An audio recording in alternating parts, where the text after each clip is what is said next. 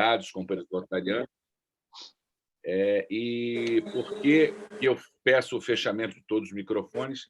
Porque é o seguinte, no decorrer na reunião, principalmente no decorrer da palestra, é importante que a gente tenha muito foco naquele nosso palestrante.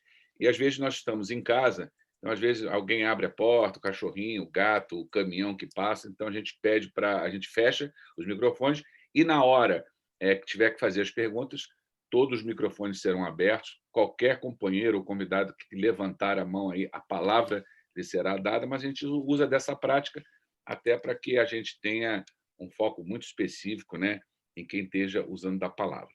Tá bom? Então, a partir desse momento, eu declaro abertos os trabalhos da nossa 44ª reunião do Rotary Clube Rio de Janeiro Ipanema, como sempre, no horário pontual britânico, apesar de não sermos das Forças Armadas, mas a gente trabalha aqui com a hierarquia e na disciplina. Horário é horário e a gente segue. E é assim que a gente tem alcançado, né, uma audiência muito grande, de mais de 1.500 pessoas nessas 40 e poucas reuniões, bem disciplinado. Antes de iniciar propriamente a reunião, eu gostaria de pedir encarecidamente aos meus companheiros e aos meus convidados que nós fizéssemos 1 minuto de silêncio em 2 oportunidades, com uma oração, cada um faça a sua. Esta semana, anteontem, faleceu o pai do nosso querido futuro presidente, o Marcos Araújo, em Campina Grande, na Paraíba, e que também foi do Rotary Clube por mais de 40 anos, no Rotary do Leblon, que é o companheiro Araújo. Então, veio a óbito. Graças a Deus, o Marcos está muito bem, conversei, está chegando ao Rio amanhã, então, em memória dele. E também é o nosso companheiro, meu tesoureiro e amigo, membro dessa unidade rotária, Cláudio da Cunha Vale, que, nesse momento, junto com a sua esposa, Karen Stefano, estão no CTI do Copador, graças a Deus, sendo muito bem observado pela questão, né, clínica médica, com uma assistência fantástica, não só da equipe do Rios D'Or, mas também de um companheiro nosso, Roberto, que está acompanhando ele 24 horas, mas só nos resta agora, realmente, através das orações e das energias, e nós do Rotary somos uma família, fazermos esse 1 minuto em intenção a que, com certeza, eles saiam daqui, como disse anteriormente o nosso palestrante, que a gente possa nos dar um abraço o mais breve possível. Então, a partir desse momento, 1 minuto de silêncio.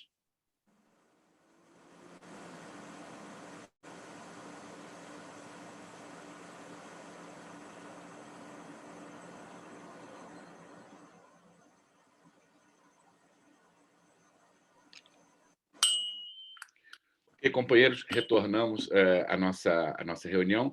Vamos dar aí a continuidade da bola, né? E hoje é uma noite muito festiva, muito alegre. A gente vai ter uma palestra super interessante no decorrer dessa nossa quinta-feira sobre o Tribunal Marítimo e a segurança na navegação, né, com o nosso querido almirante Wilson Pereira de Lima Filho, presidente do Tribunal Marítimo, e com certeza vai ser extremamente esclarecedor. E, mais uma vez, como eu disse também, cada vez nós estamos ficando mais expert na Marinha do Brasil, porque realmente é uma das colunas das Forças Armadas Brasileiras que levam a toda a população muitas das coisas que as pessoas não sabem, que a imprensa não divulga, que ninguém diz, e a gente tem, através do Rotary, a oportunidade de estar, né, com oficiais do mais alto gabarito e que vem bater um papo aqui. A gente não fala nem muito de palestra, é uma resenha. Então, a gente se sente em casa e eu quero que o nosso querido almirante se sinta em casa também, esteja falando para amigos, porque no Rotary a gente se trata por companheiro, né? A minha secretária é uma desembargadora. Eu falo que eu sou o único advogado que manda numa desembargadora, entendeu?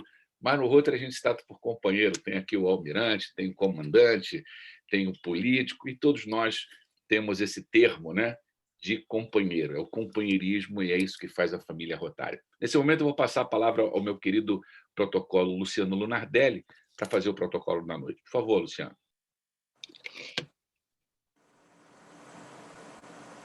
Obrigado, presidente Robert. Para mim é uma satisfação muito grande. Luciano Lunardelli Salomão, classificação Segurança Nacional Marinha do Brasil, nesse período como diretor de protocolo. Hoje, como o presidente falou, uma reunião bastante agradável com a presença do almirante Wilson Pereira Lima Filho, amigo Lima Filho, contemporâneo de escola naval, né, dos 4 anos de escola naval e companheiro dos navios, da esquadra, onde passamos, e viagens muito marcantes. Ele vai falar sobre o Tribunal Marítimo e a segurança da navegação. Mas, inicialmente, eu queria dar as boas-vindas a todos os companheiros que estão nos assistindo, que estão nos acompanhando, e, principalmente, em nome de todos os companheiros do clube, ao Luiz Pinho, que está lá em Lisboa, Portugal, já na madrugada de hoje, prestigiando a nossa reunião. O governador Fernando Moreira de Faria também gostaria de fazer um agradecimento pelo prestígio, e aos convidados Andréa Góes, Evelyn dos Santos e a nossa companheira governadora assistente Zélia Heraldit. Muito obrigado por prestigiar a nossa reunião, Zélia. Também presente a Camila Fernandes, o Antônio Floripo, secretário executivo, Hélio Koppermann, Fernando Vieira, Carlos Monjardim. Eu devolvo, então, a palavra ao nosso presidente para dar continuidade à nossa reunião. Ok, obrigado, Luciano, obrigado a todos. Eu gostaria só aqui de fazer um agradecimento, e eu gostaria de citar aqui o meu governador do meu clube, Fernando Moreira de Faria, ao qual eu estendo a ele todas as autoridades civis, militares e eclesiásticas que estão assistindo hoje, e também fazer um agradecimento aqui em nome da minha querida GEAR, né, a nossa governadora assistente, Zélia, estendo a ela o meu carinho por estar aqui nessa noite, assim também como todas as autoridades presentes. Ok? Bom, nós vamos agora ao período das comunicações, que é um período que a gente franqueia a palavra. Se alguém quiser usar da palavra, fazer um convite, fazer uma comunicação, é só você abrir o seu microfonezinho aí, levanta, e a palavra está franqueada para, em seguida, nós irmos à nossa resenha, à nossa palestra. Caso ninguém queira usar da palavra, não há problema nenhum, a gente já emenda. Ok, ninguém levantou a mãozinha, então vamos agora para o nosso ponto alto da noite, né? Eu, nesse momento, gostaria de comunicar que vamos ter essa palestra sobre o Tribunal Marítimo e a Segurança da Navegação, e para fazer a apresentação do palestrante dessa noite, eu convido meu querido companheiro e protocolo, Luciano Lunardelli, para fazer a apresentação do palestrante da noite, e, em seguida, né, nós ouviremos um brilhante bate-papo, uma brilhante esclarecimento sobre o Tribunal Marítimo, e assim que ele terminar a sua palavra, nós faremos as perguntas. Será franqueado, que aí, com certeza, vai muita coisa interessante aí a gente fazer as perguntas. Então, por favor, Luciano, a palavra é sua. Obrigado, presidente Robert. Eu, antes de fazer a apresentação do palestrante Almirante Lima Filho, eu gostaria de fazer uma homenagem ao companheiro Oswaldo Deleuze Raimundo. Por que dessa homenagem e nesse dia de hoje? O companheiro Oswaldo Deleuze, infelizmente, por problemas pessoais de saúde, não pode estar presente a essa reunião, mas ele é um defensor público aposentado e, nos anos 2000, foi defensor-geral do Estado do Rio de Janeiro. Mas, porém, antes de ser defensor público, ele foi procurador do Tribunal Marítimo, cargo de carreira por concurso público, né, com apenas 2 vagas nos anos 70, e ele foi o procurador, passou no concurso. Ficou lá algum tempo, bastante tempo, e quando ia ser designado procurador-geral do Tribunal Marítimo, passou no concurso para defensor público. E, segundo a sua esposa, Wanda Deleuze, foi uma difícil escolha para ele. Então, eu tenho certeza que, se ele pudesse, estaria aqui na nossa reunião, prestigiando o nosso almirante Lima Filho, presidente atual do Tribunal Marítimo, ao qual eu vou fazer a apresentação dele. É um currículo bastante extenso, mas ele, já como conhecedor dessas leads, ele me mandou só 5 linhas, bem significativas, que eu vou dizer. Ele tem mais de 44 anos de serviço na Marinha do Brasil, nos quais exerceu importantes cargos cabendo destaque para os de comandante do navio varredor Araçatuba, comandante do navio tanque Almirante Gastão Mota, capitão dos portos de Alagoas e capitão dos portos do Rio de Janeiro, além de assistente da Marinha na Escola Superior de Guerra. Comandou também a 2ª Divisão da Esquadra, foi subchefe de organização e chefe de Estado-Maior do Comando de Operações Navais, comandante do 8º Distrito Naval, diretor de Portos e Costas e, como eu disse anteriormente, atualmente exerce o cargo de presidente do Tribunal Marítimo, já na sua 2ª gestão. Então, Lima Filho, sinta-se em casa, sinta-se entre amigos. Nós teremos a oportunidade de ouvir falar do Tribunal Marítimo, um órgão um pouco desconhecido da sociedade civil, mas eu acho que é muito oportuno você falar sobre o Tribunal Marítimo, a segurança da navegação, para nós rotarianos, que com certeza muitos de nós não conhecem, não sabem a importância do Tribunal Marítimo. Então, fique à vontade, a casa é sua, você tem a oportunidade de falar. Muito obrigado.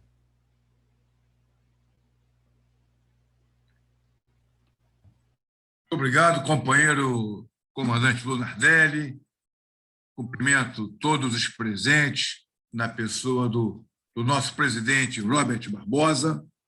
Para mim é motivo de muita honra estar tendo esse bate-papo noturno com pessoas do elevado quilate, os integrantes do Rotary Clube de Ipanema. Dito isso, eu vou iniciar aqui a projeção da minha apresentação.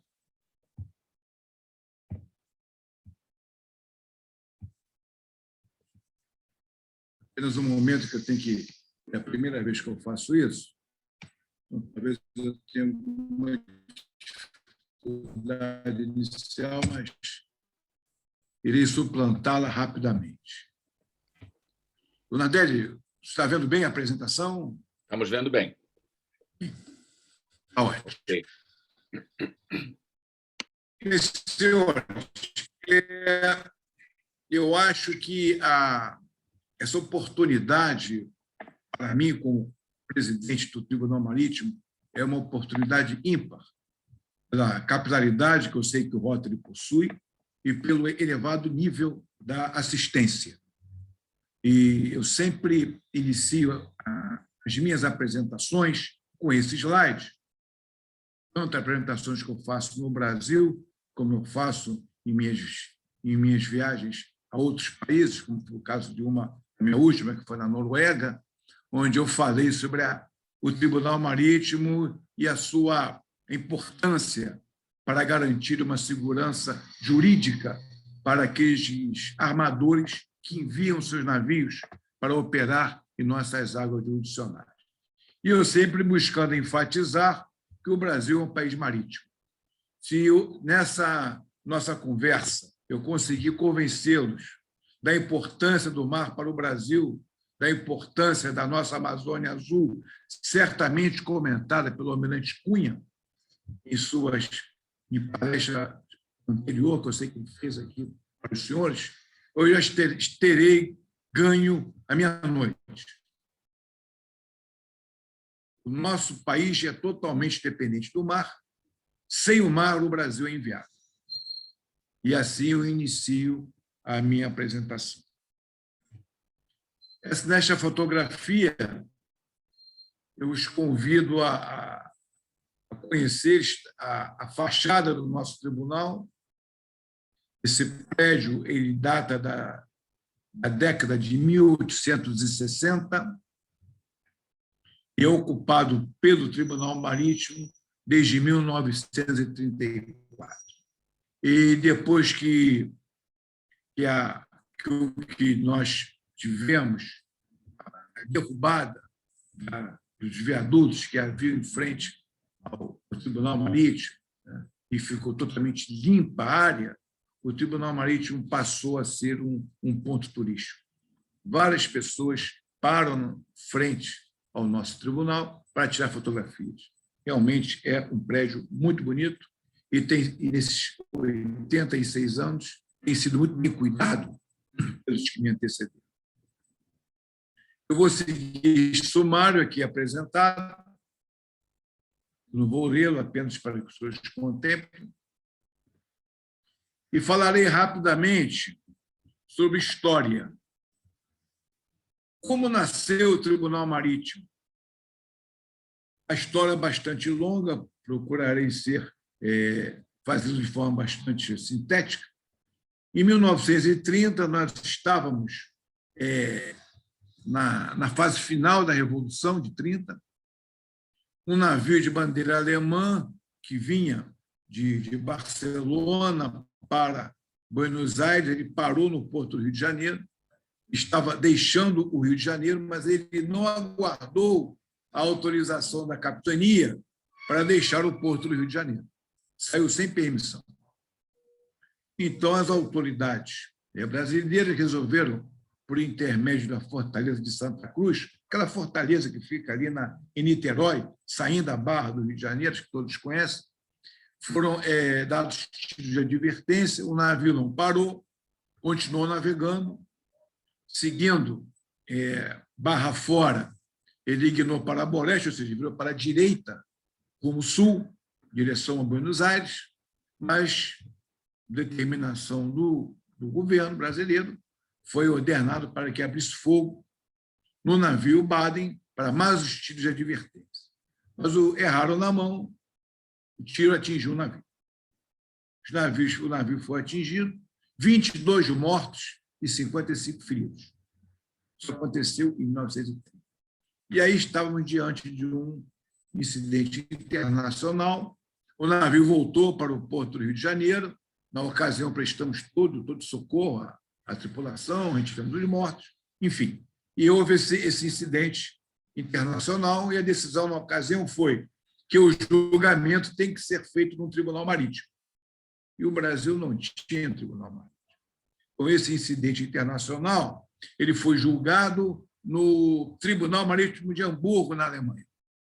Após essa ocorrência, houve a decisão do governo brasileiro de criar um tribunal marítimo. Inicialmente, seriam 6 tribunais marítimos, com um Supremo Tribunal Marítimo no Rio de Janeiro e outros tribunais distribuídos pelo Brasil, principalmente em Belém, Recife, Salvador, Santos, Paranaguá, Rio Grande. Mas, nesse período de estudo, constatou-se que seria bastante oneroso criar 6 tribunais, então optou-se em criar apenas um tribunal central no Rio de Janeiro, e esse tribunal ser vinculado à Marinha do Brasil, utilizando-se todo o sistema de capitanias e delegacias para apoiar o Tribunal Marítimo. Dessa forma, dentro do princípio da economicidade, o tribunal foi bastante enxuto. E até hoje nós usamos a estrutura da Marinha do Brasil por intermédio das capitanias para diversas citações, intimações, etc. Então, em 1934, foi fundado o Tribunal Marítimo. E lá nós estamos até hoje, no dia 5 de julho desse ano, nós completaremos 87 anos. Então, rapidamente, essa é a nossa história. E apenas para aqueles que também gostam de história, eu vasculhando aí a internet, eu encontrei esse jornal de 1930, dia 25 de outubro de 1930. Vocês vejam que na primeira página é Vitória da Revolução. E na segunda página nós vemos: navio não atendeu aos avisos de pólvora seca da nossa fortaleza. E o navio alemão foi atingido. Então, na mesma página em que se comemora a vitória da Revolução, na outra página se fala sobre o incidente do Baden, que deu origem ao nosso Tribunal Marítimo. Outra pergunta que sempre me é feita é: qual é o posicionamento do Tribunal Marítimo dentro da estrutura do governo brasileiro? Um tribunal ele é um órgão autônomo importante, que todos os senhores entendam que ele é autônomo. O presidente do Tribunal Marítimo, eu não devo obediência a ninguém. A decisão do tribunal é a decisão do tribunal, não pode ser alterada. Obviamente, é um colegiado, é uma decisão colegiada de 7 juízes. Tá? Mas ele é vinculado ao Ministério da Defesa via o Comando da Marinha. E por que essa vinculação? Essa vinculação ela acontece para que o Comando da Marinha nos supra com os recursos financeiros, ou seja, o meu orçamento ele é oriundo do orçamento do Comando da Marinha, e também toda a parte logística, inclusive de pessoal, me é suprida pelo Comando da Marinha. Se vocês observarem esse organograma do Comando da Marinha, que certamente também o almirante Cunha deve ter apresentado, ele como diretor-geral de material da Marinha, essas organizações militares que estão em amarelo, que eu não vou descrevê-las pelo tempo não permite, elas compõem uma estrutura chamada autoridade marítima. Dependendo do país, a autoridade marítima pertence a uma ou outra instituição. Por exemplo, nos Estados Unidos é a Guarda Costeira, em outro estado é o Ministério do Interior, alguma autoridade, outra o Ministério dos Transportes. No Brasil, a autoridade marítima é a autoridade marítima é o comandante da Marinha, dentro de uma visão de dualidade da nossa instituição. Nós temos um lado voltado para a defesa da pátria, que são as fragatas, submarinos, que vocês viram com o almirante Cunha, e tem outro emprego que está ligado não apenas à autoridade marítima, mas também o apoio à sociedade, como, por exemplo, os navios da Esperança, que prestam apoio àquelas populações carentes na Amazônia e no Pantanal. Então, a nossa Marinha ela tem um emprego dual, um voltado para o combate, preparação e defesa da pátria, e o outro para atender às necessidades da nossa sociedade. E nós, no Tribunal Marítimo, apresentamos sugestões constantes de aprimoramento de normas e procedimentos em função dos julgamentos que nós realizamos no Tribunal Marítimo, mas isso será tocado em próximos slides. Bem, nesse slide, eu convido todos a verem a capilaridade da Marinha do Brasil. Eu tenho certeza, né, que se nós pegarmos um mapa do Brasil e colocarmos diversas representações do Rotary, tenho certeza que teremos pontos como esse também. Eu acho importantíssimo essa capilaridade formada por homens e mulheres patriotas e apaixonados pelo nosso país, como nós somos. E isso é muito importante. E a Marinha tem também essa capilaridade. E quando o legislador, em 1934, vinculou o Tribunal Marítimo à Marinha do Brasil, foi para isso.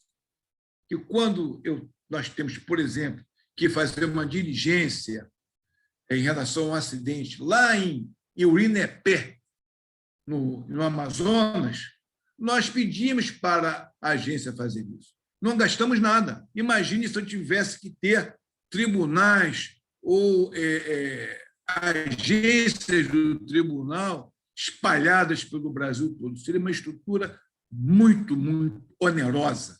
E hoje o Tribunal Marítimo cumpre a sua missão com uma força de trabalho de 145 homens e mulheres. Agora, pergunta que... A primeira pergunta importante que eu respondi, que sempre me é feita, é por que o Tribunal Marítimo é vinculado à Marinha do Brasil? Isso está mais do que cristalino, né? Economicidade. E também a própria vocação da Marinha ligada ao mar e o Tribunal Marítimo ligado ao mar. Então, é fundamental que o Tribunal Marítimo esteja ligado à Marinha do Brasil. E um país como o nosso, com mais de 8.000 quilômetros de litoral, com mais de 17.000 quilômetros de vias navegáveis, com centenas de embarcações de bandeira estrangeira explorando, obviamente, com autorização nossa, as nossas águas jurisdicionais, nada como ter uma instituição com tecnicismo, com experiência, para dar a devida segurança jurídica para esses investidores. Então, é fundamental que nós tenhamos uma instituição como o nosso Tribunal Marítimo.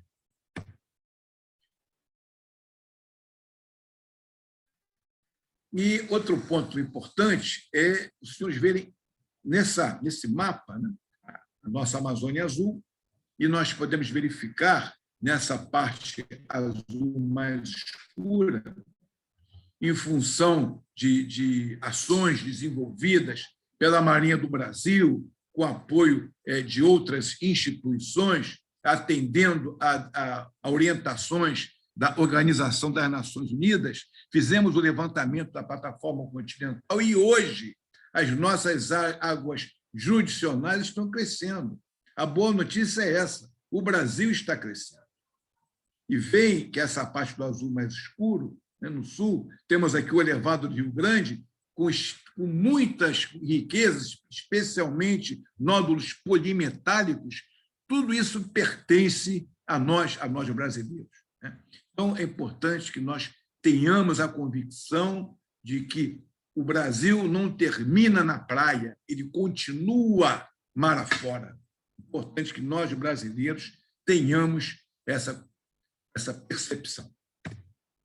E outro dado importante nesse slide é que, nesse momento, senhoras e senhores, navegando nos mares e oceanos do planeta Terra, há cerca de 1.700 navios navegando, transportando itens de interesse do nosso país. Eu, recentemente, escrevi um artigo falando sobre a importância do binômio navio-porto em tempos de pandemia. E, durante a pandemia, todos nós fomos no mercado, tudo estava na prateleira, nada faltou, mas ninguém nunca pensou que aquilo que está na prateleira, em algum momento, ou aquele produto ou seus insumos, estiveram nos convés de um navio e também estiveram transportados por um caminhão. Então, essa estrutura logística era fundamental. E nós, brasileiros, integrantes de uma nação totalmente voltada para o mar, não podemos deixar de valorizar o mar e deixar de valorizar aqueles que trabalham no mar e junto ao mar, especialmente os nossos aquaviários, os nossos portuários e, sem dúvida, também os integrantes da nossa Marinha do Brasil. A estrutura da autoridade marítima que eu mencionei, eu não vou entrar em detalhes, porque essa estrutura ela é bastante complexa, mas ela tem um viés matricial, nós temos um viés operacional, ou seja, são os representantes da autoridade marítima que estão subordinados ao Comando de Operações Navais, e nós temos os distritos navais, as capitanias dos portos, e temos, voltando àquele slide anterior, que eu apresentei aquelas organizações militares em amarelo, nós temos a vertente técnica, aqueles que dão orientação para as capitanias dos portos, especialmente a diretoria de hidrografia e navegação, responsável pela parte de oceanografia, hidrografia, né? E a parte da diretoria de portos e costas, que orienta as capitanias no tocante à segurança do tráfego aquaviário e também a prevenção da poluição hídrica. E lá na ponta da linha nós temos os agentes da autoridade marítima. Então, numa visão bastante simplista, nós vemos a Autoridade Marítima Brasileira, que é o comandante da Marinha, hoje almirante de esquadra Almir Garnier Santos. Subordinado a ele, temos o comandante de operações navais e o diretor-geral de navegação, um braço operacional e um braço técnico, e depois essa estrutura matricial que eu mencionei, e na ponta da linha, as capitanias dos portos, que são chamados agentes da autoridade marítima. Mas, senhores, esse slide aqui, eu posso fazer uma outra apresentação de 1 hora apenas sobre esse slide, que ele é importantíssimo para o país, que é a estrutura da autoridade marítima, que garante a segurança e a preservação do meio ambiente marinho, dos nossos rios e em nossas águas jurisdicionais. Agora, chegando no Tribunal Marítimo, né, nós temos aqui a Lei de Segurança do Tráfego Aquaviário, que eu costumo dizer que é como se fosse a Bíblia daqueles que trabalham na segurança do tráfego aquaviário, e nós vemos que divide em duas vertentes. O artigo 22 e o artigo 25 dessa lesta, que é a Lei 9.537 de 97, tem quais são as atribuições e quais são as penas administrativas que as capitanias, que são, como nós vimos, agentes da autoridade marítima, podem impor em caso de alguma falta. Já no artigo 33, naqueles acidentes mais graves, a própria lesta menciona que esses acidentes eles deverão ser julgados pelo Tribunal Marítimo.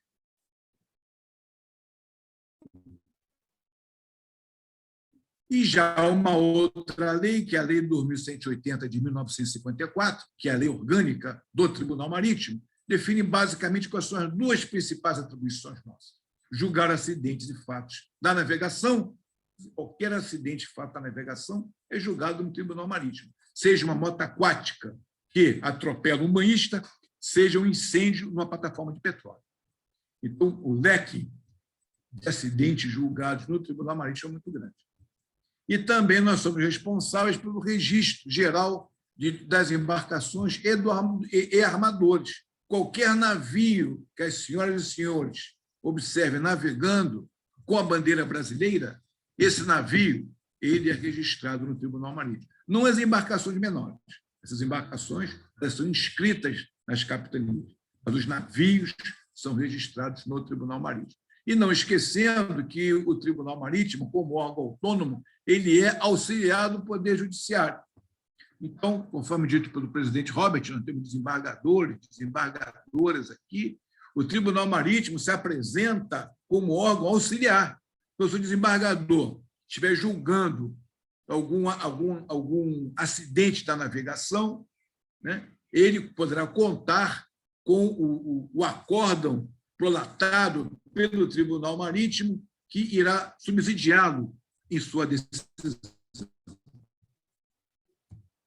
Esta é uma fotografia do nosso Tribunal Marítimo, do nosso plenário.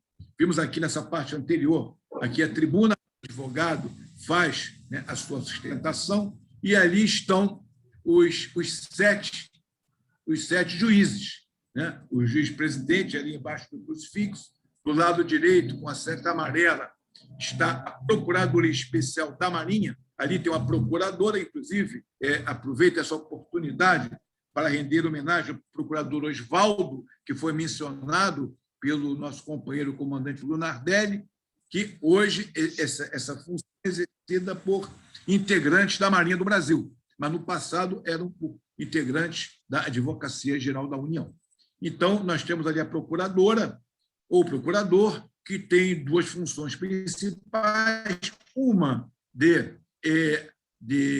fazer a acusação ou representar contra aquele como possível responsável, dentro da sua função dominus litis, o dono da causa, e também tem a função de atuar como fiscal da lei, para verificar tudo que é feito no Tribunal Marítimo, né? Em sua função custos legis, né? Então, a Procuradoria Especial da Marinha tem possui atribuições homólogas ao Ministério Público. Por isso que nós, carinhosamente, chamamos de Ministério Público do Mar, o Parquet do Mar. E aqui no artigo 13 da nossa lei orgânica, nós vimos basicamente as nossas atribuições, que já foram apresentadas, só vou repisá-las, né? Nós julgamos acidentes e fatos da navegação, a gente define a natureza e as causas, circunstâncias e extensão desses acidentes, indicamos os responsáveis, aplicamos as penas estabelecidas em lei, relembrando que o Tribunal Marítimo é um tribunal administrativo. As penas impostas são penas administrativas. Contudo, os acórdãos que são produzidos pelo Tribunal Marítimo, eles são utilizados pelos juízes ou pelos desembargadores, seja da esfera estadual ou da esfera federal, para tomar suas decisões. E, dependendo, podem o representado ser obrigado a pagar milhões de reais, em que pese as nossas penas, no máximo, está na ordem pena máxima pecuniária na faixa de R$25 mil, mas nós podemos, sim, suspender, proibir um navio de entrar em águas jurisdicionais brasileiras, podemos proibir o comandante de exercer o seu cargo. Nós propomos também medidas preventivas de segurança da navegação, ou seja, propomos para a autoridade marítima, eventualmente, ajustes em suas normas e também, conforme já dito, mantém o registro geral da propriedade marítima. Qualquer navio com mais de 100 toneladas de arqueação bruta de bandeira brasileira, ele é registrado no Tribunal Marítimo, bem como qualquer armador brasileiro. E essas aqui, para os senhores tomarem conhecimento, as principais penas que nós podemos aplicar por força de lei: repreensão, medidas educativas, suspensão de pessoal marítimo, interdição para exercer alguma função, cancelamento de matrícula de profissional ou de armador, suspender o tráfego de uma embarcação, cancelar o registro de um armador e multar, cumulativamente ou não, em qualquer uma das penas anteriores. Rapidamente, o tempo é tirano, para que os senhores saibam que, uma vez que acontece um acidente ou fato na navegação, a capitania abre um inquérito de acidentes ou fatos da navegação, conhecido como IAFN. Uma vez concluído, ele vem para o Tribunal Marítimo, é sorteado um juiz relator e um juiz revisor, encaminhado para a Procuradoria Especial da Marinha, que estuda o caso, se for necessário, solicita diligências junto às capitanias. Terminada essa fase, a PEN ela oferece ou não uma representação, ela é julgada no colegiado do Tribunal Marítimo, e, enfim, encerrada essa fase de instrução, é feito o julgamento e prolatado o acordo. Isso de uma maneira bastante rápida. Repito, esse slide aqui seria mais 2 horas de apresentação. Apenas para os senhores terem uma visão holística de como efetivamente é o processo dentro do Tribunal Marítimo e Procuradoria Especial da Marinha. E aqueles que são bacharéis em Direito, desembargadores, podem ter observado que, em que pese nós temos um tribunal administrativo, nós temos uma estrutura judiciária-forme.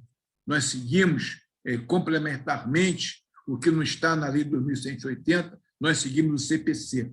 Lembrando que o Código de Processo Civil, em seu artigo 313, é bem claro: qualquer julgamento de acidentes ou fatos da navegação deve ser interrompido até a manifestação do Tribunal Marítimo. Isso está no nosso CPC.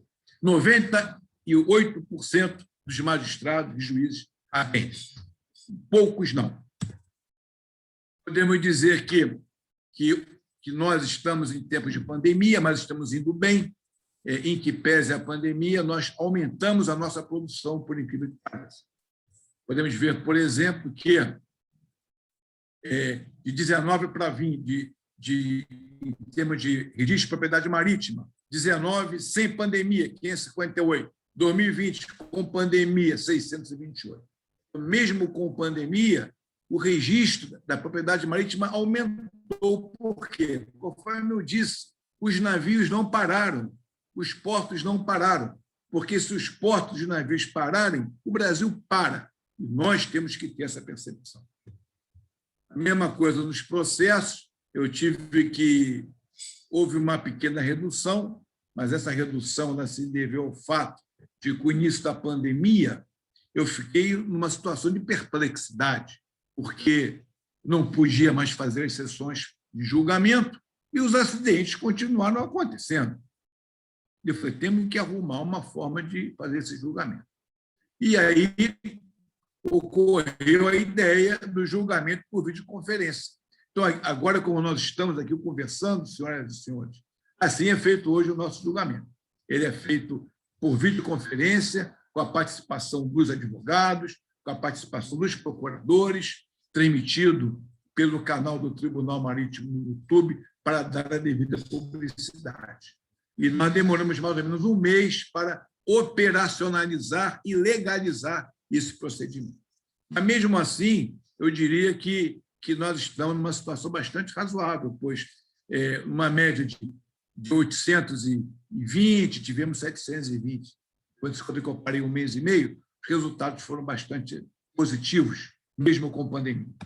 Agora, falar um pouquinho sobre jurisdição. O Tribunal Marítimo tem jurisdição sobre qualquer navio no mar territorial brasileiro, que os senhores saibam que o mar territorial são as 12 milhas.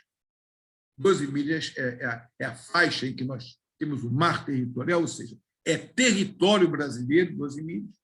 E depois nós temos até as 200 milhas, a nossa zona econômica exclusiva, onde eu costumo dizer que nós temos soberania econômica.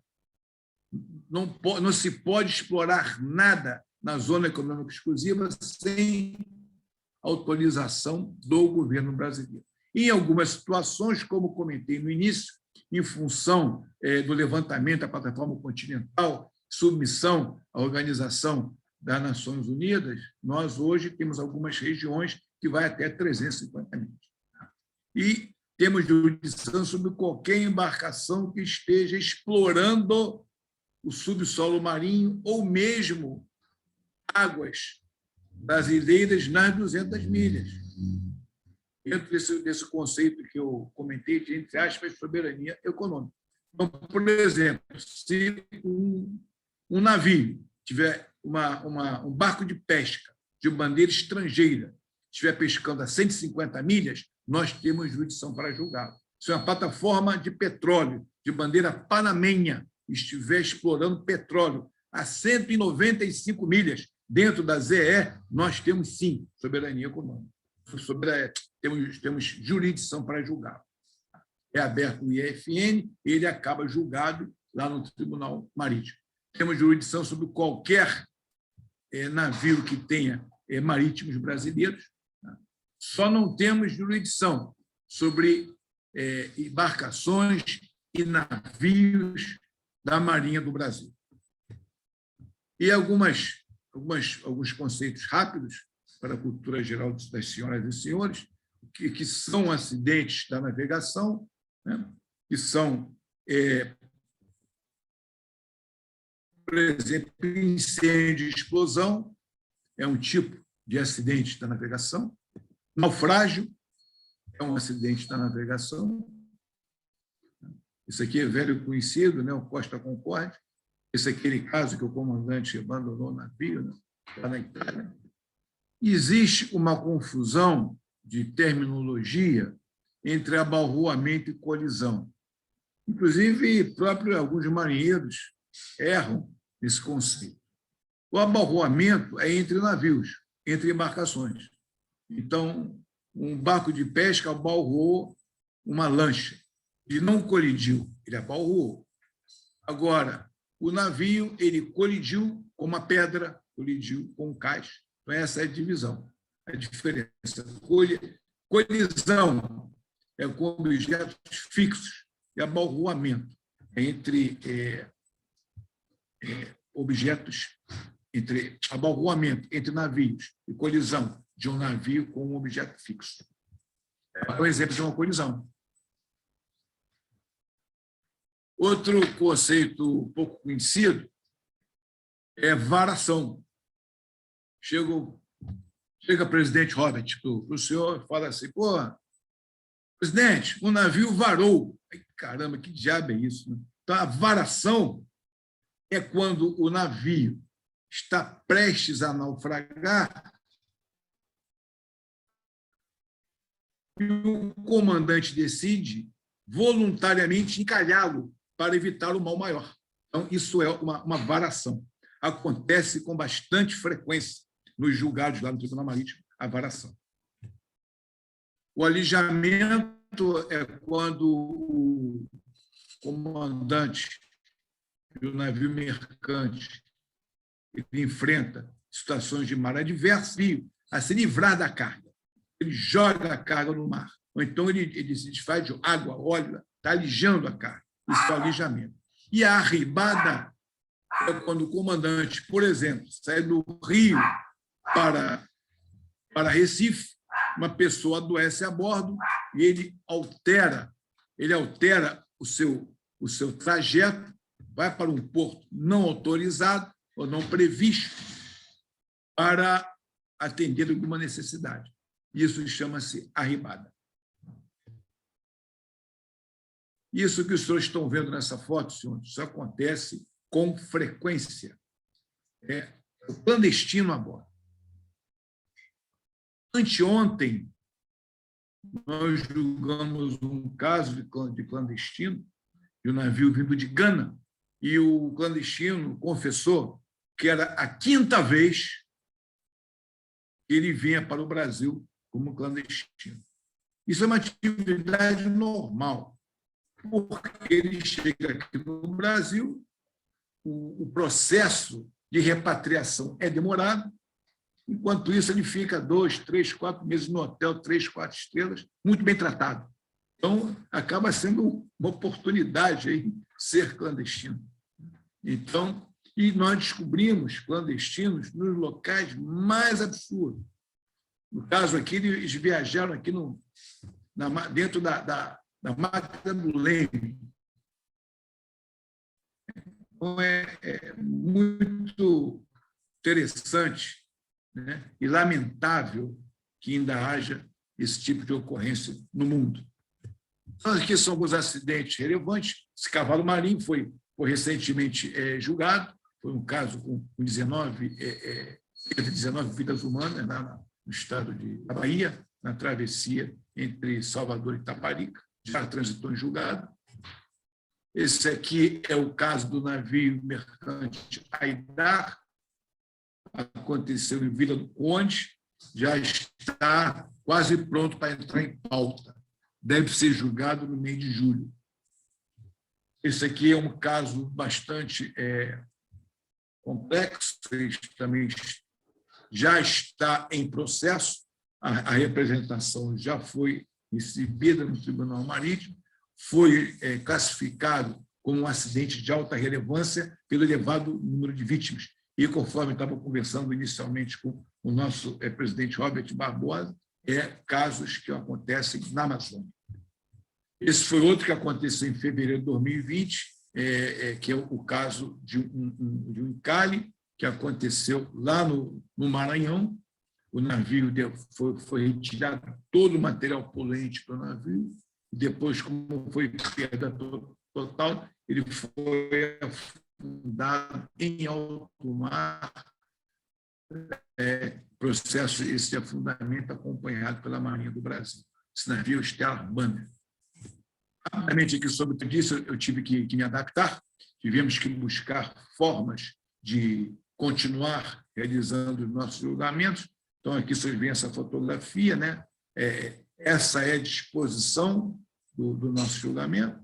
Lá, no nosso plenário, eu determinei a instalação de anteparos, ou seja, de paredes de acrílico, separando todos os juízes, e reduzir a capacidade do nosso plenário de 50 para 15 pessoas, colocando 2 lugares vagos entre cada assistente, mantendo assim o distanciamento de 1,5 metro. Isso só após o mês de setembro. E, mesmo assim, nós estamos fazendo sessões alternadas, uma presencial e a outra por videoconferência. Então, nós tivemos aqui no dia 22 de abril a nossa primeira sessão de julgamento por videoconferência. Para nós foi um dia de muita satisfação e realização, porque nós não paramos. Nós temos, em julho, desde 1935, a sessão solene do Tribunal Marítimo, e ela é presidida pelo comandante da Marinha. Ano passado, a pandemia inviabilizou a realização dessa sessão presencial. Então, pela primeira vez, ela foi feita por videoconferência. Então, vocês podem ver aqui, o terceiro quadradinho aqui ao lado do Brasil no Tribunal Marítimo é o comandante da Marinha, lá de Brasília, né, presidindo a sessão solene.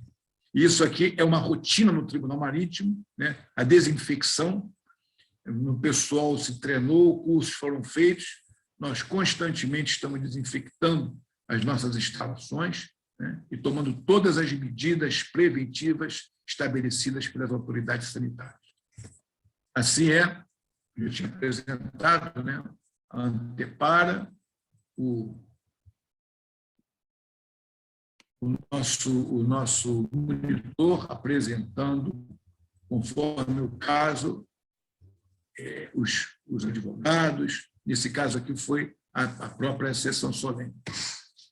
Algumas novidades e considerações finais, dentro do tempo que me foi estabelecido, né?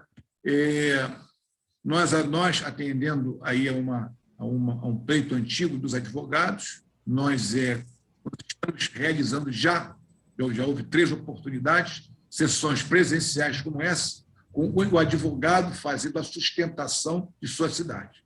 Nesse caso, o advogado estava em Santos. Já tivemos um caso anterior que ele estava em Cáceres. Então, isso já está se tornando uma rotina no nosso tribunal. Nós levamos em conta que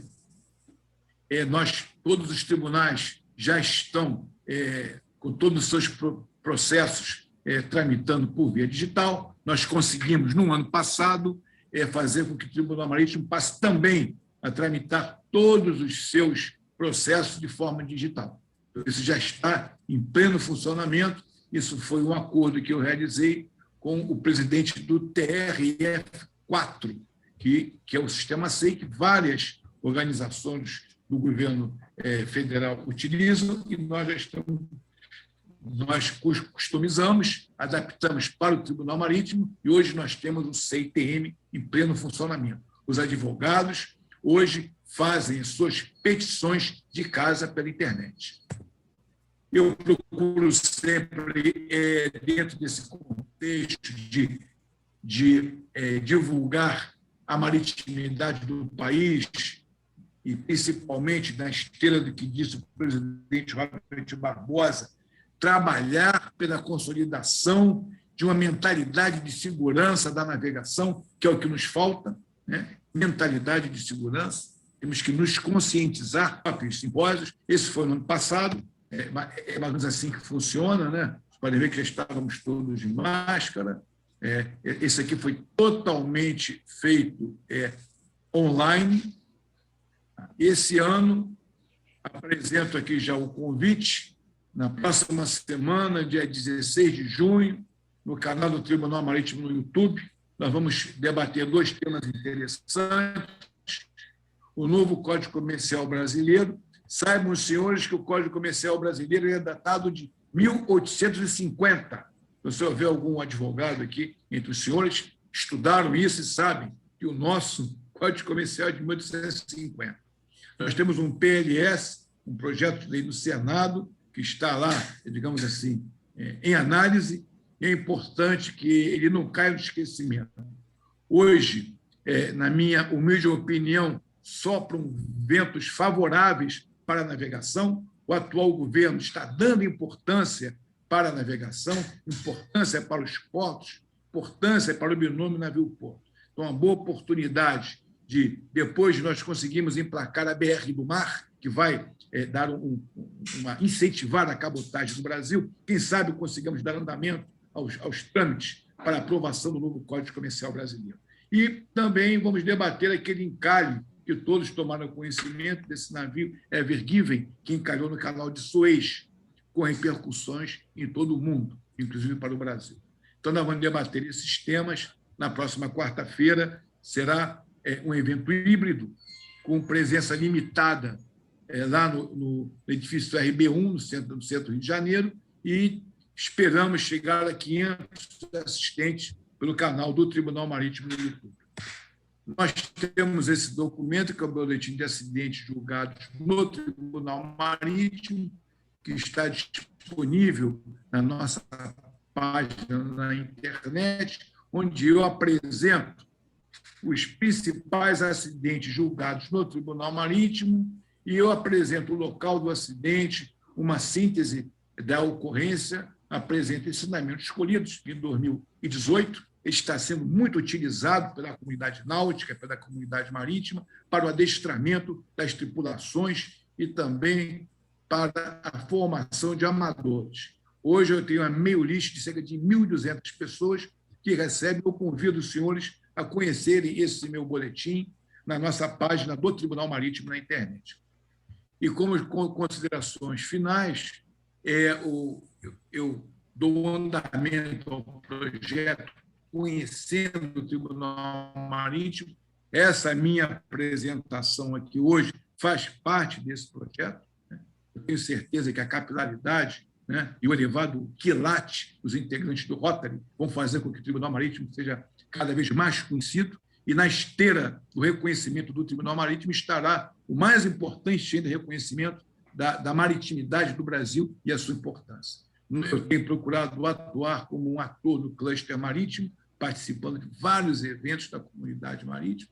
Conforme eu disse, eu vou incluir o Código Comercial Brasileiro nesse nosso próximo workshop, para que não deixe morrer essa necessidade de nós renovarmos o nosso Código Comercial. A BR do Mar é um projeto que, nesse momento, em função de diversos outros aspectos, não está tramitando no Congresso Nacional. Eu tenho certeza que, brevemente, ele voltará a ter andamento e nós poderemos voltar a pensar, né, no fomento à cabotagem em nosso país. E, por fim, eu queria mencionar sobre como eu reputo como importante o Rotary Club, pela sua capilaridade, pelo patriotismo daqueles que os integram e pela importância de ter pessoas, profissionais, trabalhadores, voltados, conforme eu estava conversando anteriormente com o companheiro comandante Lunardelli, né, sobre a vertente filantrópica do Rotary Club, ou seja, pessoas voltadas para fazer o bem. Isso é muito importante, mas também é importante encontrar pessoas voltadas para cada vez mais acendar o espírito de amor ao nosso país. Assim sendo, eu, nesse momento, encerro a minha apresentação, acho que dentro do tempo que me foi alocado, agradecendo a atenção para responder qualquer tipo de pergunta. Muito obrigado. Okay. Muito obrigado, Almirante Wilson Lima Filho, pelos brilhantes esclarecimentos sobre o Tribunal Marítimo. Com certeza temos aqui advogados, pessoas, né, que militam na área e que conhecem de alguma forma o Tribunal, mas também muitos que não conhecem. E também, de alguma forma, como qualquer brasileiro, a gente vê o iate, a gente vê o navio, a gente vê, mas não sabe por trás disso a estrutura efetiva que realmente a gente tem enquanto segurança. Então, eu queria lhe parabenizar pela palestra, pela resenha, pelos esclarecimentos, e com certeza absoluta nós vamos aqui fazer uma onda, né, nesse mar, de cada vez mais levarmos, né, ao conhecimento daqueles que não os têm, né, e vai ficar gravado aqui também nos nossos anais do Tribunal Marítimo. Nós vamos agora a algumas perguntas. Quem quiser fazer pergunta, por favor, só levante a mão, e aí depois a gente vai fazer. Então, eu vou fazer a primeira pergunta, depois a gente vai acompanhar as áreas. Eu vou pedir apenas, por favor, a todas as pessoas que forem fazer as suas perguntas, sejam muito objetivas nas perguntas, ok? Para que a gente tenha uma produtividade boa nesse bate-papo agora, antes da gente dar o nosso certificado ao nosso palestrante. Mas, Almirante Wilson, a minha pergunta primeiro é o seguinte: nós temos dois fatores. Antes da pandemia, estamos na pandemia, e agora é uma coisa que todo mundo, todo empresário, todas as instituições, seja pública ou privada, tem que se preocupar: o pós-pandemia. E tanto o senhor, por exemplo, como eu, que sou presidente do Rotary, nós tivemos que ter uma capacidade de adaptação em 12 meses que nem nós acreditávamos que nós iríamos ter. Exatamente como o senhor agora está fazendo as audiências de videoconferência, eu estou fazendo as reuniões daqui a um ano, que nós sempre se reunimos em jantar, às quintas-feiras, aí no Clube Paysandu, na Fran de Belo Franca. A gente não faz isso há um ano. Então, a gente trazer gente, trazer pessoas, é toda uma complexidade. Na sua opinião, E com certeza o senhor vai deixar um legado, porque eu acho que nesse primeiro, no segundo ano, não sei quanto tempo de mandato, mas a gente está tendo que estruturar tudo, é toda uma novidade para todo mundo. E ainda nós temos uma coisa que é o fator humano dentro das empresas, que a capacidade de adaptação é um pouco dificultosa, porque eles não se adaptam. Um exemplo são as aulas online. Os professores do Fundão, da Unicamp, da USP, que têm doutorado, PhD, mas que já têm uma determinada idade, estão tomando um pau danado para fazer uma aula para levar os jovens de 20, 21, 22, 23 anos. Então, a gente está vendo que na educação, e assim todos, dentro da sua visão, como é que vai ser isso aí? Qual é a maior dificuldade hoje? Porque, através da TI, a gente vai fazer. A gente está fazendo. Qual a sua opinião, por favor? Depois nós vamos para a companheira Zara. Olha, presidente, eu acho que lá no Tribunal Marítimo nós conseguimos transformar dificuldades em oportunidades. Primeira coisa que eu vi, que o que está acontecendo hoje, nós temos 7 juízes, grande maioria com mais de 60 anos. Você não vai acreditar, mas eu tenho mais de 60 anos, eu já falei, né? Mas as senhoras que estão vendo aí, eu tenho mais de 60 anos, eu sei que não, é inacreditável, mas eu tenho mais de 60 anos. Então, para nós, essa adaptação às inovações tecnológicas é um desafio. É um desafio. O próprio Tribunal Marítimo, que desde 1934, as sessões eram presenciais. Como é que nós poderíamos imaginar que isso ia acontecer? E vários dos nossos colaboradores, alguns com mais de 60, tiveram que trabalhar em home office. Então, em diversas atividades, nós tivemos que arrumar um modus operandi para que fosse feito em casa.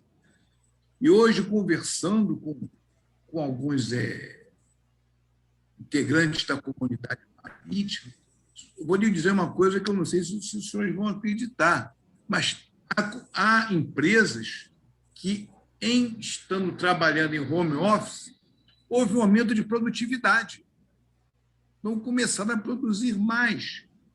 Então, o que eu acho é que, mesmo que termine a pandemia, uma coisa eu não vou deixar de fazer. Uma sessão por videoconferência, pelo menos uma por mês. Porque é uma capacidade que nós conquistamos que nós não podemos perder. Então, nesse momento, nós estamos alternando. Se Deus permitir, nós vamos voltar paulatinamente às sessões presenciais, mas eu manterei, enquanto eu for juiz-presidente, pelo menos uma sessão mensal, que está 2 por videoconferência. E outra coisa que estamos levando de legado é essa preocupação com a higiene pessoal. Passar álcool nas mãos. Eu acho que sempre será assim. Higiene com as mãos. Eu acho que sempre será assim. Daqui a 5 anos, se eu for embarcar num avião cheio de pessoas, eu vou de máscara, mesmo que não tenha mais pandemia. Eu acho que nós teremos uma mudança de paradigmas. E lá no Tribunal Marítimo, nós estamos nessa onda, estamos informatizando, aquela implementação que eu falei do sistema eletrônico de informações, nós estamos efetivamente teremos legados positivos. Mas eu tenho certeza que o Tribunal Marítimo, depois dessa pandemia, as perdas, eu, por exemplo, perdi meu pai há 9 dias, o meu coração ainda está sangrando, né?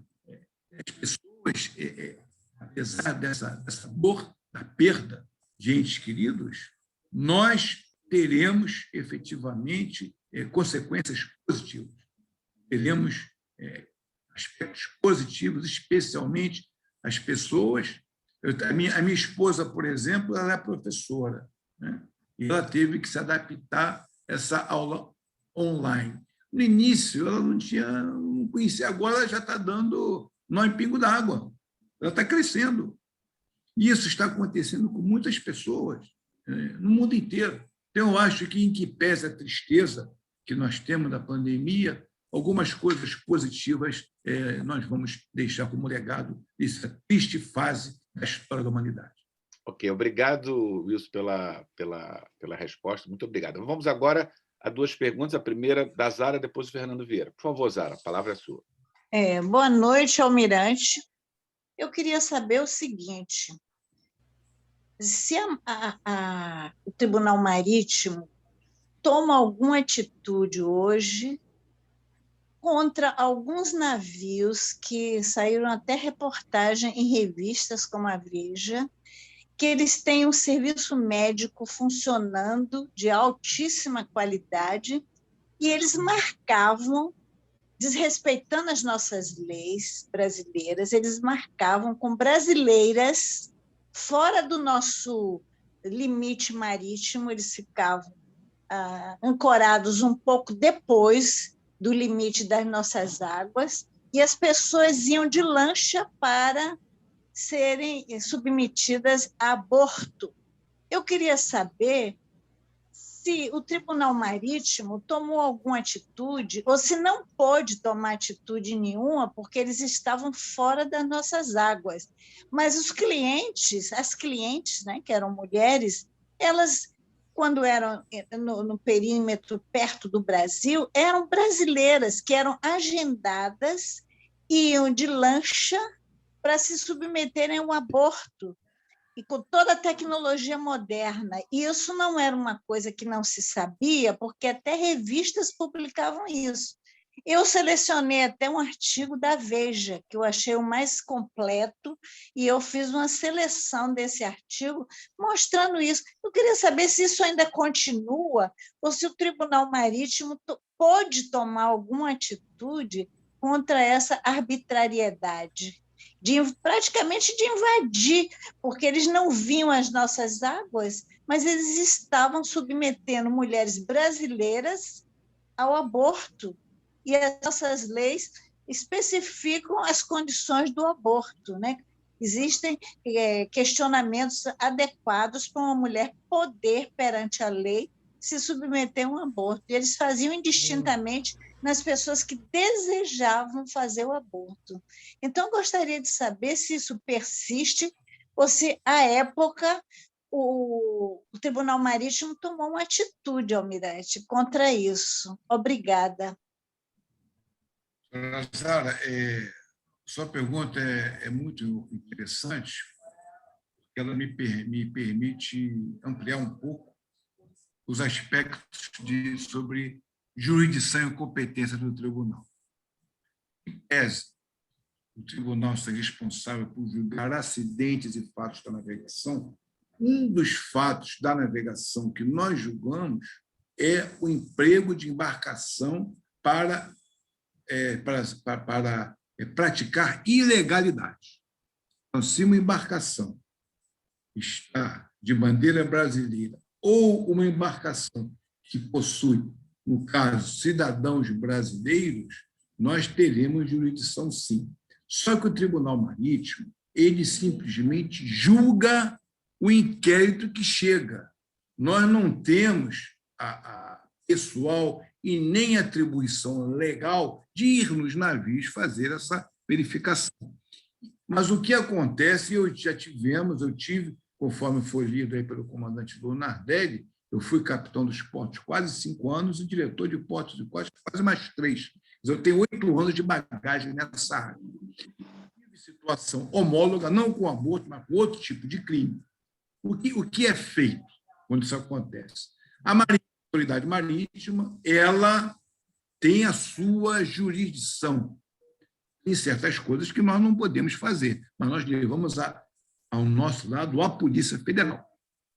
Então, quando nós tomamos conhecimento de algum fato como esse, e o Estado brasileiro tem que tomar algum tipo de ação, é encaminhado, dependendo da distância, a senhora falou que é mais de 12 milhas, aí terá que ser um navio da Marinha, juntamente com a Polícia Federal, e lá a Polícia Federal que é a autoridade competente para esse tipo de crime, irá tomar as medidas devidas, porque isso não é atribuição da Marinha do Brasil, mas nós estamos junto com outras autoridades para fazer com que se cumpra a lei em nossas águas jurisdicionais.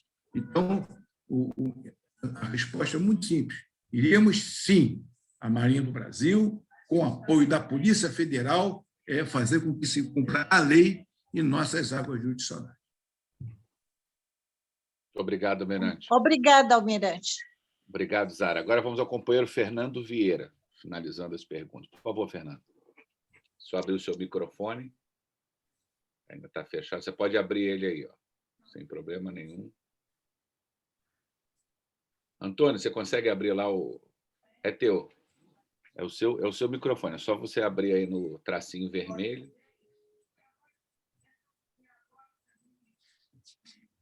Pronto. Abriu. Abriu.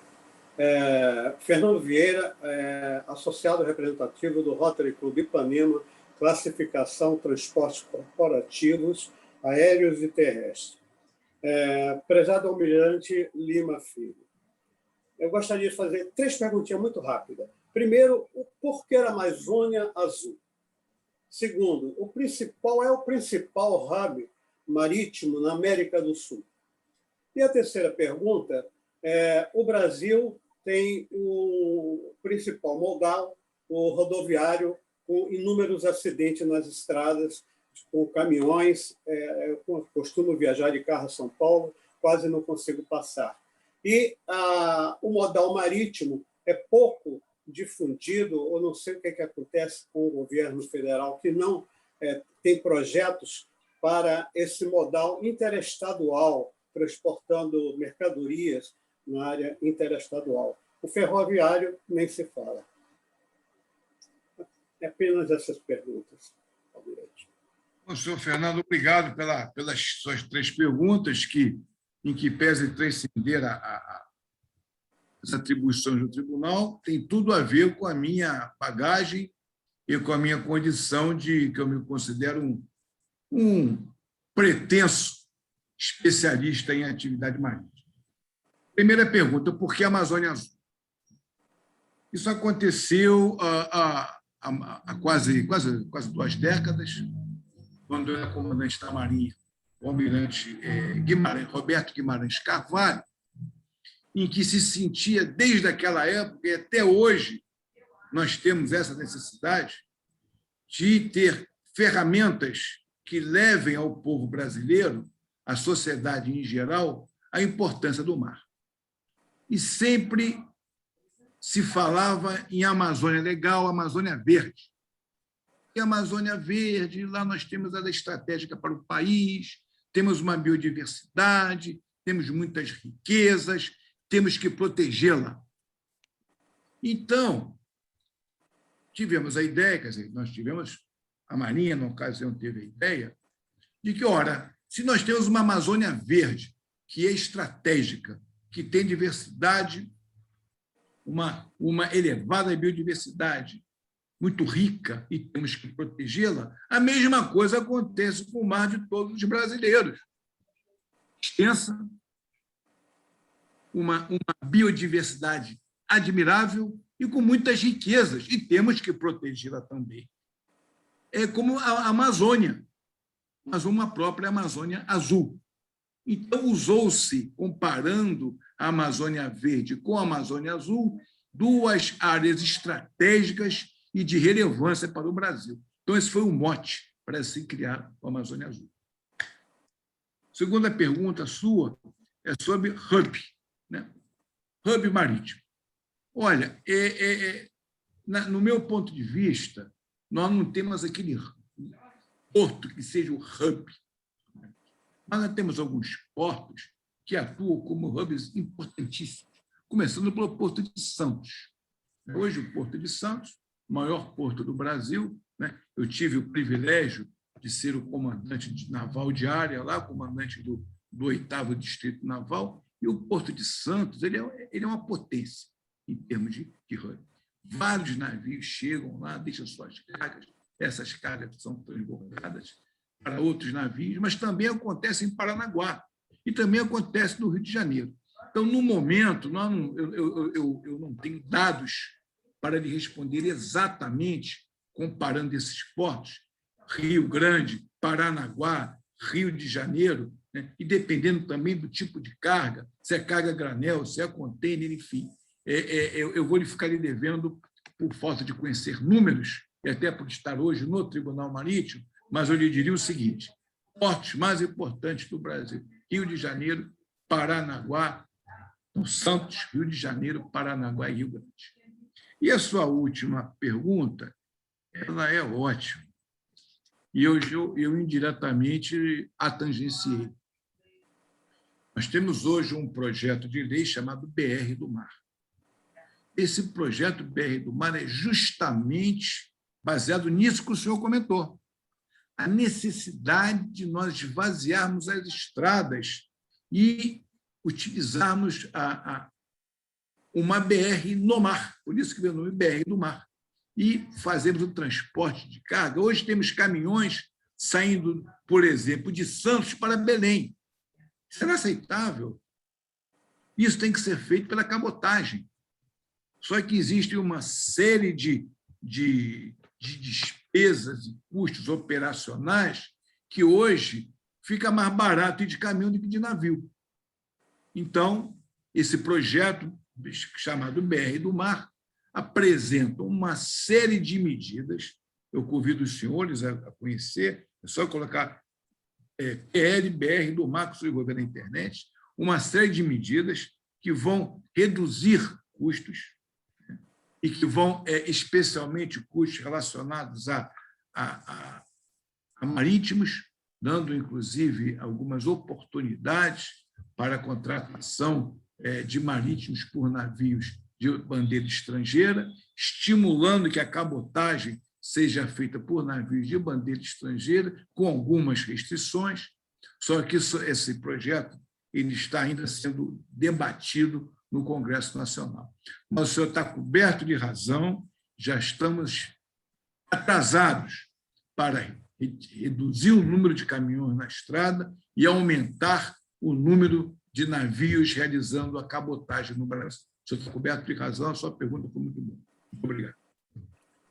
Muito obrigado, foram bastante esclarecedoras as suas respostas e brilhantíssima a sua apresentação. Muito obrigado, Almirante.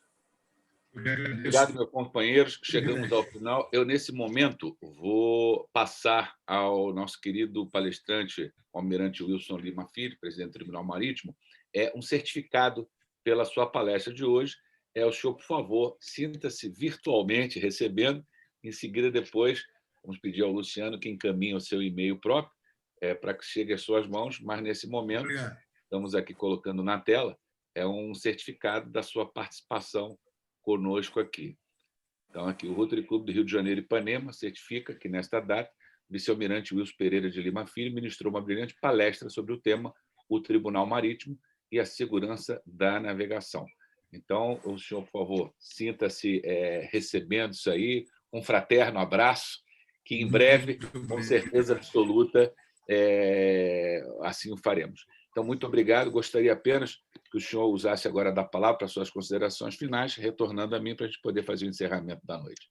Por favor, Almirante. Ok, presidente Robert, foi para mim motivo de muita satisfação e muito orgulho estar participando desse encontro, né, com uma instituição tão respeitável, tão importante e com pessoas de tão elevado quilate. Que, após essa nossa conversa, o nosso Tribunal Marítimo estará mais conhecido.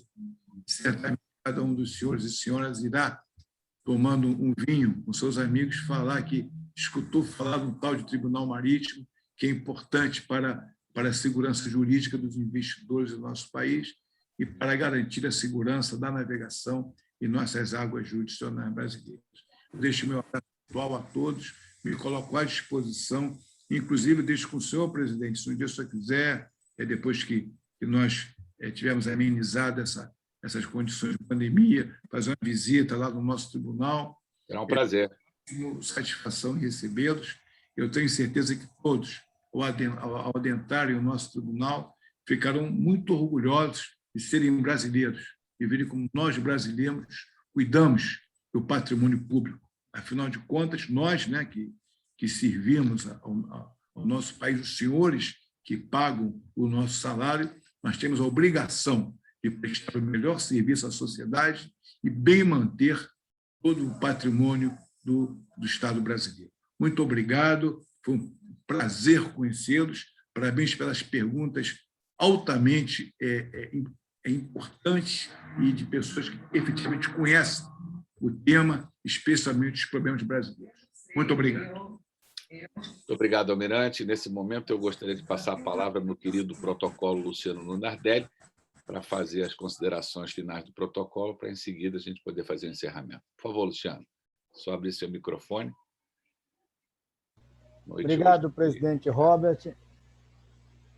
Encerrando, então, o protocolo, eu gostaria de agradecer a presença, mais uma vez, aí do Almirante Lima Filho, amigo, contemporâneo de Escola Naval, pela brilhante e esclarecedora apresentação. Com certeza, todos nós aprendemos um pouco mais sobre o Tribunal Marítimo. Muito interessante. Agradecer também a presença de todos os companheiros que prestigiaram essa nossa reunião. Eu deixaria, então, um abraço de agradecimento em nome de todos os companheiros do Rotary Clube Rio de Janeiro e Ipanema, ao Luiz Pinho, nosso companheiro que está lá em Lisboa, Portugal, e o nosso governador Fernando Moreira de Faria, também prestigiando a nossa reunião. Gostaria de agradecer aos convidados do nosso presidente Andréa Góes, Evelyn dos Santos, também a Cristina Madruga, Mônica Tinoco, o Silvio Chiapacazzi, do Rotary Clube Rio de Janeiro, Campo Grande, e a nossa companheira governadora assistente, a Zélia Heraldes, do Rotary Clube Rio de Janeiro, Rio Comprido. A todos uma boa noite, um bom descanso em seus lares, e eu devolvo a palavra ao nosso presidente para o encerramento da reunião. Muito obrigado, Luciano. Eu gostaria de agradecer imensamente a todos. Eu aqui faço uma referência à minha governadora assistente, a Zélia, ao qual eu agradeço a todas as autoridades civis, militares e eclesiásticas presentes, e também aqui, em relação aos convidados dessa noite, eu agradeço muito a nossa futura companheira, a Cristina Madruga, e também a Mônica Tinoco, referendo a elas, a todos os convidados dessa noite. Muito obrigado pela presença de vocês, dizendo o seguinte, que na próxima semana nós teremos aqui uma palestra da Marilena Ramos, que já foi presidente do IBAMA, presidente do INEA, e hoje, lá na região norte do país, dirige uma grande área na distribuição lá de energia. Então, vamos falar de meio ambiente, já que nós estamos no mês do meio ambiente, dia 5 agora foi o Dia Mundial do Meio Ambiente. Uma palestra interessante. E na última semana é a minha despedida. Estou indo embora e em julho começa o novo ano rotário, que é de julho a julho, com a posse do nosso novo presidente. Gostaria só apenas de fazer um pedido encarecido a toda essa rede que nos assiste, né, pelo nosso canal do Face, nosso canal do YouTube, que mantenhamos as orações em relação ao nosso companheiro, Cláudio da Cunha Vale, a sua esposa, Karen Stefano, que nesse momento estão no CTI do Rios d'Or, né, lutando pela vida, e clinicamente, graças a Deus, né, eles estão muito bem assistidos. Temos o nosso companheiro Roberto Bueno, uma das maiores autoridades cardiológicas, diretor do COPSTAR, lado a lado com ele. Então, é o que eu sempre digo, o Rotary é isso, e estamos também dando toda assistência à filha dele de 22 anos, quer dizer, é nesse momento que a gente vê os verdadeiros companheiros, que a gente possa levar durante toda essa semana, essas orações aí, que a gente possa, se Deus quiser, daqui a 15 dias, 20 dias, quando eles saírem disso aí, podermos dar um abraço. Desejo a todos os senhores, agora são 9 horas e 33 minutos, um bom retorno às suas camas, aos seus lares, um bom jantar e até semana que vem. Muito obrigado pela presença de todos vocês. Eu declaro nesse momento encerrada a nossa palestra. Um abraço grande. Obrigado.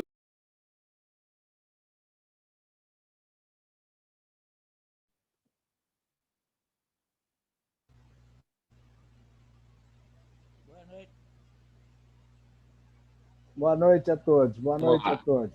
Um abraço, gente. Tchau, tchau. Um abraço aí. Tchau, tchau. Boa noite. Boa noite, Pinho.